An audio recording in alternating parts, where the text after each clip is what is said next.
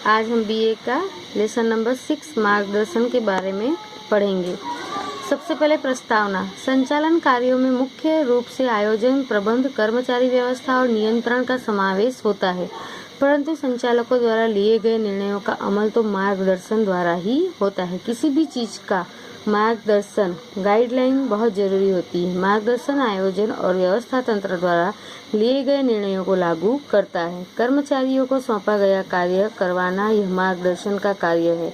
व्यावसायिक इकाई का ध्येय अनेक व्यक्तियों के सहयोग के बिना सिद्ध नहीं हो सकता है। संचालक द्वारा अपने अधीनस्थों की देखरेख करना, उनको सूचनाएं और आदेश देना तथा सक्रिय नेतृत्व प्रदान करना, इन सभी का मार्गदर्शन में समावेश होता है। प्रत्येक इकाई में कर्मचारियों की कार्यक्षमता मार्गदर्शन पर आधारित है। मार्गदर्शन देने वाला सक्षम हो तो सामान्य कर्मचारी भी उत्तम परिणाम देता है। मतलब सही तरीके से अगर किसी को मार्गदर्शन दिया जाए तो वो कर्मचारी अगर सक्षम है तो सामान्य कर्मचारी भी उत्तम परिणाम देता है। इसके बजाय मार्गदर्शन देने वाला अकार्यक्षम हो तो अच्छा कर्मचारी भी अपेक्षित परिणाम नहीं दे सकता है। जैसे कि जिसके अंडर में काम करना है वो सही दिशा निर्देश नहीं करेगा, सही मार्गदर्शन नहीं देगा, तो उसके अंडर में काम करने वाले कर्मचारी भी जो अपेक्षित परिणाम देना होता है वो नहीं दे पाते हैं। इस प्रकार सक्षम मार्गदर्शन संचालन का अनिवार्य अंग है। व्यावसायिक इकाई में मार्गदर्शन और दिशा निर्देश देने का कार्य युद्ध में व्यूह रचनाओं के निर्माण कार्य जैसा है। उसमें साधन सामग्री और मानव शक्तियों का उपयोग, विशिष्ट प्रथाओं को केंद्रित करने के लिए स्थान, अर्थतंत्र की उलझन भरी बातें और व्यावसायिक इकाई के सातत्य आदि के विषय में विचार करना और आदेश देने के साथ ही नैतिक तथा औपचारिक दायित्व का समावेश होता है। सर्वप्रथम मार्गदर्शन का अर्थ। मार्गदर्शन का अर्थ क्या होता है? Meaning of directing. सामान्य अर्थ में मार्गदर्शन अर्थात कर्मचारी को मार्गदर्शन देना, उनको उनके कार्य से परिचित कराना, उनकी देखरेख करना और उनके कार्य उत्साह को बनाए रखना। क्या होता है का मार्गदर्शन का अर्थ? सामान्य अर्थ में मार्गदर्शन अर्थात कर्मचारियों को मार्गदर्शन देना, उनको उनके कार्यों से परिचित कराना, उनकी देखरेख करना और उनके कार्य उत्साह को बनाए रखना। कर्मचारियों को लक्ष्य प्राप्ति के लिए मार्गदर्शन देने का कार्य अर्थात कि मार्गदर्शन। कुर्ट्ज एवं ओडोनेल के अनुसार अधीनस्थ को मार्गदर्शन देना और उनकी देखरेख करने का नाम मार्गदर्शन है। मार्गदर्शन यह ऐसा कार्य है जो निर्धारित किए गए उद्देश्यों की प्राप्ति के लिए सहायकों को आदेश देकर उनका निरीक्षण करता है। क्या होता है? मार्गदर्शन ऐसा कार्य है कि जो निर्धारित किए गए उद्देश्यों की प्राप्ति के लिए सहायकों को आदेश देकर उनका निरीक्षण करवाता है। तो अब है मार्गदर्शन के लक्षण। पहला है उद्देश्य लक्षी प्रवृत्ति। मार्गदर्शन का उद्देश्य कर्मचारियों को मार्गदर्शन देकर प्रोत्साहित करना है जिससे व्यवसाय का लक्ष्य सिद्ध हो सके। इस प्रकार मार्गदर्शन उद्देश्य लक्षी प्रवृत्ति है, किसी उद्देश्य को सिद्ध करने के लिए। अब है संचालन के सभी स्तरों पर होता कार्य। मार्गदर्शन किसी एक जगह पे नहीं, संचालन के सभी स्तरों पर वो देखने को मिलता है। मार्गदर्शन का कार्य संचालन के सभी स्तर पर होता है। उच्च अधिकारी अपने अधीन कार्य करते विभागीय अधिकारियों को कार्य को लक्ष्य, नीति तथा प्रबंधकीय बातों के संबंध में मार्गदर्शन देते हैं। इसी प्रकार निम्न स्तर के कर्मचारी पर निरीक्षण, जॉबर और फोरमैन को सूचना तथा आदेश देते हैं और जॉबर फोरमैन अपने अधीन कार्य करने वाले श्रमिकों की मार्गदर्शन देते हैं। इस प्रकार उच्च स्तर से निम्न स्तर तक मार्गदर्शन दिया जाता है। सभी स्तरों में मार्गदर्शन देखने को मिलता है।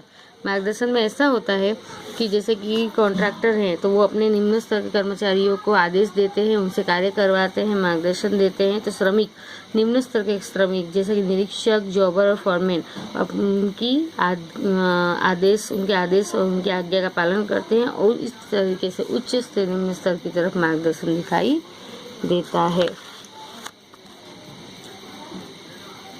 निरंतर प्रक्रिया।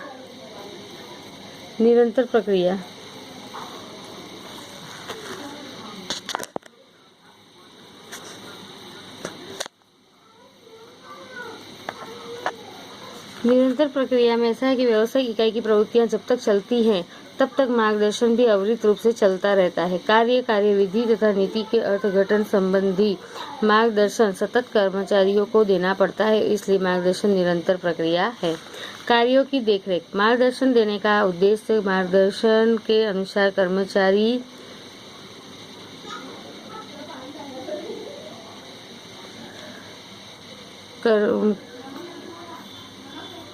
व्यावसायिक इकाई की प्रवृत्तियां जब तक चलती हैं तब तक मार्गदर्शन भी अविरत रूप से चलता रहता है।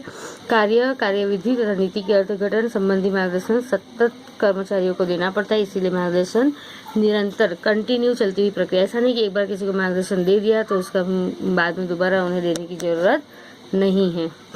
कार्यों की देखरेख। मार्गदर्शन देने का उद्देश्य मार्गदर्शन के अनुसार कर्मचारी कार्य करते हैं या नहीं यह देखना है। मार्गदर्शन मात्र आदेश या दिशा निर्देश देने की प्रक्रिया नहीं है, बल्कि दी गई सूचनाओं और आदेशों के अनुसार कार्य होता है या नहीं इस संबंध में देखरेख की प्रक्रिया है। विशाल कार्यक्षेत्र। मार्गदर्शन का कार्यक्षेत्र विशाल है। इसमें कर्मचारियों को मात्र मार्गदर्शन या दिशा निर्देश देना नहीं, बल्कि संचालकों द्वारा इकाई के लिए निर्णयों की उचित समझ देकर निर्णयों का प्रभावशाली अमल हो, इसके लिए प्रयत्न करना होता है। सूचना संचार। मार्गदर्शन में कर्मचारियों का आदेश तथा निर्देश देने के लिए कार्यक्षम सूचना संचार पूर्व शर्त माना जाता है। कर्मचारियों को मार्गदर्शन देना है, आदेश देना है, तो आदेश तथा निर्देश के लिए कार्यक्षम सूचना संचार वो एक उसकी पूर्व शर्त है। यदि सूचना संचार की प्रक्रिया व्यवस्थित न हो तो उचित समय पर योग्य कर्मचारियों को उचित मार्गदर्शन नहीं दिया जा सकता है। 7वां है प्रोत्साहन। कर्मचारियों से अधिक अच्छा कार्य करवाने के लिए प्रोत्साहन देना आवश्यक होता है। कर्मचारियों को प्रोत्साहित करने के लिए उच्च अधिकारी व्यक्तिगत मार्गदर्शन देते हैं। ऐसे मार्गदर्शन से कर्मचारियों के प्रश्न और द्विधाएं दूर होती हैं, उनमें विश्वास का संचार होता है, जिससे अधिक अच्छा कार्य करने को प्रोत्साहन प्राप्त होता है। निम्नगामी प्रवृत्ति। मार्गदर्शन निम्नगामी प्रवृत्ति हैं। ये सदैव उच्च स्तर से निम्न स्तर की ओर प्रभावित होती हैं। उच्च संचालक मध्य स्तर के अधिकारियों को मार्गदर्शन देते हैं और मध्य स्तर के कर्मचारी निम्न स्तर के कर्मचारियों को मार्गदर्शन देते हैं। उच्च मार्गदर्शन की प्रवृत्ति कैसी होती है कि सदैव वो उच्च से निम्न की ओर आदेश देने का कार्य ऊपरी अधिकारी निम्न कर्मचारियों को देते हैं, तो उच्च से निम्न मध्य की ओर, मध्य से निम्न की ओर, इस तरीके से निम्नगामी प्रवृत्ति है। संचालकीय कार्य। संचालन के विविध कार्य जैसे कि आयोजन, प्रबंध, कर्मचारी व्यवस्था, संकलन, सूचना प्रेषण और नियंत्रण के साथ मार्गदर्शन का कार्य जुड़ा हुआ होता है। तो संचालकीय कार्य में संचालन के अलग अलग कार्य होते हैं, जैसे कि आयोजन करना, प्रबंध करना, कर्मचारी व्यवस्था करना, संकलन, सूचना प्रेषण और नियंत्रण के द्वारा मार्गदर्शन के कार्य एक दूसरे के साथ जुड़े हुए होते हैं। इसी तरीके से मार्गदर्शन का कार्य ये होता है कि कर्मचारियों को जिन कर्मचारियों के द्वारा कार्य करवाना है उन कर्मचारियों को अगर ऊपरी अधिकारियों की ओर से अगर उनको मार्गदर्शन नहीं दिया जाए, दिशा निर्देश नहीं दिया जाए, क्या काम करना है वो बताना पड़ता है। काम करने के लिए कर्मचारी तो रेडी रहते हैं, लेकिन कर्मचारी को किस तरीके से काम करना है, कितने प्रमाण में काम करना है, कब तक काम करना है, कब तक काम पूरा करना है, ये सारी चीज़ों का उन्हें मार्गदर्शन दिया जाता है। और वो मार्गदर्शन देने वाला कर्मचारी अगर सक्षम है तो पूरी तरीके से 100% उन्हें वर्कआउट मिलता है। लेकिन अगर कर्मचारी जिसके अंडर में रहकर जिसकी सोच समझ से काम करना है, अगर वही सही तरीके से कर्मचारियों को दिशा निर्देश नहीं दे रहा है, मार्गदर्शन नहीं दे रहा है, तो जितना काम प्राप्त होना चाहिए पूरी तरीके से वो प्राप्त नहीं हो पाता है। इसलिए संचालक, मार्गदर्शन देने वाला कर्मचारी वो सही तरीके से सक्षम होना चाहिए। तो ये थे